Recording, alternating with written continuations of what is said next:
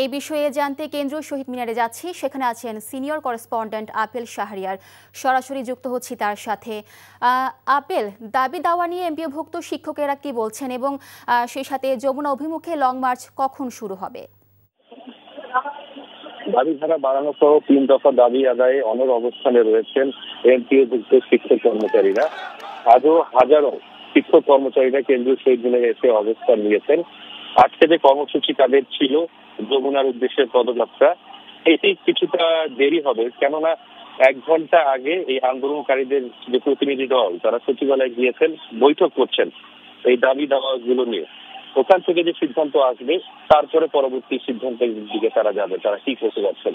যদিও সরকারের পক্ষ থেকে বলা হয়েছে যে বাড়ি ভাড়ার সর্বোচ্চ 2,000 টাকা বাড়ানো যেতে পারে, তবে আন্দোলনকারীরা বলছেন যে কোনোভাবেই সেটি মেনে নেওয়া হবে না।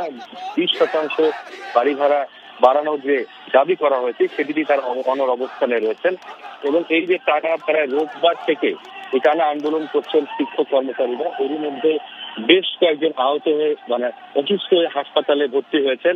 ক্ষোভ জানিয়েছেন, হতাশা ব্যক্ত করছেন যে কেন এই বিষয়টি বিলম্ব করছে সরকার, কার ইন্ধনে আসলে এই যে একটি যৌক্তিক যে আন্দোলন করা হচ্ছে বা দাবিগুলো সেগুলো কেন বাস্তবায়ন করা হচ্ছে না, কেন এত সময় লাগছে, সেজন্য তারা ক্ষোভ জানিয়েছেন। আশা করছেন যে আজকের মধ্যে হয়তো বা প্রজ্ঞাপন জারি করা হবে এবং যে দাবিগুলো তারা করেছেন, যে 3টি দাবি, সেই 3টি দাবি তারা বাস্তবায়ন হবে। এবং এই কথা হচ্ছে, তারা বলছেন কর্মবিরতিও চলছে, তারা দেশের শিক্ষা প্রতিষ্ঠানগুলোতে সেটিও চলমান রয়েছে। তারা বলছেন দ্রুত সময়ের মধ্যে সেটি বাস্তবায়নে এই দাবিগুলো তারা ক্লাসে ফিরে যাবেন, তার আগে তারা রাজপথ ছাড়ছেন না। এবং ঢাকাতে তাদের যে অবস্থান কর্মসূচি সেটি ধীরে ধীরে আরো ব্যাপকতায় ছড়িয়ে পড়ছে।